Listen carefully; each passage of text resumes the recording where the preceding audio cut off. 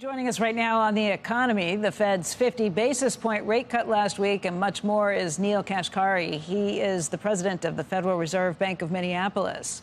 He published an essay this morning explaining why he supported that 50 basis point cut, saying that in his view, the balance of risks has shifted away from higher inflation and toward the risk of a further weakening of the labor market. And President Kashkari, thank you for being here. Thank you, Becky. It's great to be with you. We've had a lot of people trying to figure out exactly why the Fed went 50 basis points last week. So maybe you can explain. If you are worried about the labor market at this point, is this the equivalent of saying mission accomplished when it comes to inflation? Well, I think all of us are reluctant to ever declare mission accomplished, but certainly the risks have shifted. I look forward and I think, which risk am I more worried about right now? A surprising uptick in inflation or a surprising uptick in unemployment? It's the latter, at least it is for me.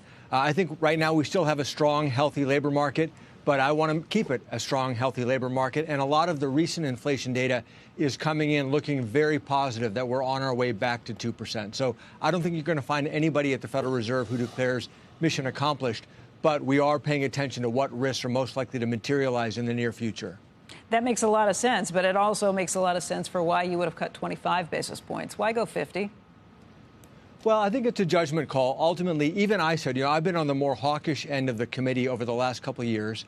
Even I say after 50 basis points, I still think the policy is in a net tight position. At some point, we're going to be coming to the question of, are we at around neutral? There's a lot of ambiguity around neutral. I write about that in my essay. Other people comment on it. And at some point, we're going to have to debate, are we getting there? I think after 50 basis points, we're still in a net tight position. So I was comfortable taking a larger first step. And then as we go forward, I expect on balance, we will probably take smaller steps unless the data changes materially. I mean, I guess that's the biggest question for it. As somebody who's watched over a long period of time, I'm used to 50 basis points signaling the Fed thinking it's behind the curve and that there's a real emergency in order to do something like that. If this is things are looking great, but we're still cutting 50 basis points, I don't get it. Well, it's just we're in a relatively tight position. Let's take a meaningful step to get on our path. Ultimately, we want to get back to a neutral policy stance where the economy's in balance and we're not pushing the economy one way or the other. And this was just a larger first step to get us going. I think if you look, we've held rates at a pretty high level for an extended period of time, longer traditionally than history. And this is just acknowledging, let's take a step now toward neutral, recognizing that we're still tight. I guess part of, we've had so many armchair psychologists, and we've played some ourselves, sitting here trying to figure out what the reasoning was behind it. I'm going to throw a couple theories at you. You tell me if anything sounds right, if anything sounds crazy. Okay. One of them was, okay, the Fed was behind the curve on raising rates when inflation was really hot. They don't want to repeat that mistake. Another was, okay, this is an unusual time in the calendar where, they didn't move in July, didn't have a meeting in August. They don't have a meeting next month, so maybe this is taking the combination of all those 4 months and kind of putting it into one package. And then you have people asking about the election here, too, and why make a big move ahead of the election? Well, I think the first two, certainly we were late, and I was late in raising. We always want to learn from our mistakes, and we don't want to repeat those. That's not what's driving this move, but we are aware of the mistake that I think that we collectively made in holding rates a little bit low for a little bit too long. So there's always learning that's going on. I do think that the calendar in terms of when our meetings happen and when the data releases happen, that's a factor, and we get data with a lag. The GDP data, it's been well documented, is backward looking, and then by the time we get it, by the time we can factor it in. So that's always ever present.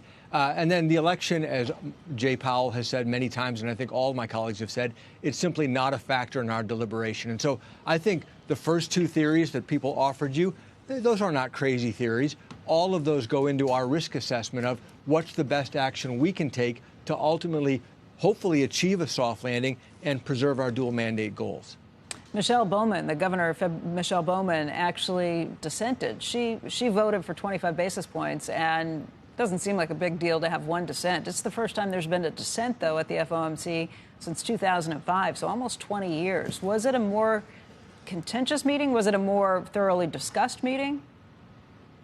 There was active deliberations. There was active deliberations at the meeting. There was a lot of discussions, obviously, leading up to the meeting. And ultimately, look, for those, whether it's Governor Bowman or many people on Wall Street who said, hey, 25 basis points is the right action, I don't think I would have argued against 25 basis points and said, oh, no, we're making a mistake. I think that 25 was reasonable, 50 was reasonable. It was just ultimately the judgment of the committee that 50 made more sense to get going. What's interesting is that nobody on the committee was saying we should be holding here, not even Governor Bowman. And so there was unanimous view that we should take steps to begin dialing back our policy stance in the face of the changing landscape of inflation and employment.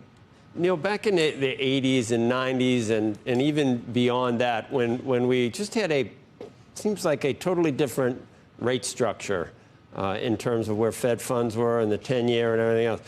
Was inflation correspondingly higher so that, a tighter or more restrictive policy made sense back then? I don't remember inflation being at 4 and 5% in the 80s and 90s. I remember it being low and rates just always being structurally higher. It just seems to me that we got almost addicted to low interest rates after the twin crises, and here we are headed back down there for no reason, instead of keeping our powder dry for the next serious break that always seems like it's coming. Why not just, you worked hard to get to five, those 500 basis points. Why not keep them till you see some trouble on the horizon? Well, Joe, if you look at for example, in the essay that I published, I describe my SEP, my dot plot, my individual forecast, and I'm coming in at a much higher level than I was prior to the pandemic. And so what you're getting at ultimately is, where do things settle out when the economy's at neutral? There's a lot of uncertainty about where ultimately we are headed. It's interesting that markets are not pricing in going back down to a 0 federal funds rate or a 1% federal funds rate. God. So the markets seem to be buying a longer or higher for longer strategy narrative, and that's what we just have to watch and see how the economy evolves.